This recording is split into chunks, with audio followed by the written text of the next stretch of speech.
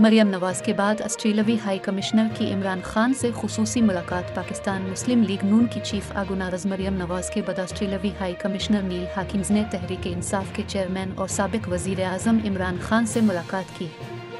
खुसूसी मुलाकात में पाक ऑस्ट्रेलिया ताल्लुकात, दोतरफा मामलात और बाहमी दिलचस्पी के उमूर पर तफसीली तबादला ख्याल और जमहूरियत के फ़रोग़ और इस्तेहकाम और कानून की हुक्मरानी के हवाले से तहरीक इंसाफ के फ़लसफ़ा व नशोर पर मुफस्सल गुफ्तगू की गई।